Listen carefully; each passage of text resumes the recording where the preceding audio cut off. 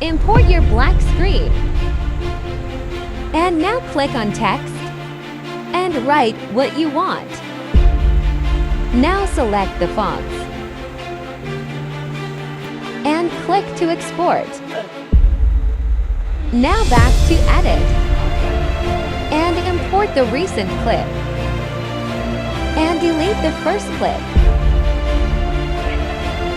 Now click on mask. Now click on mirror and adjust it like I adjust it. Now move it to right upper corner.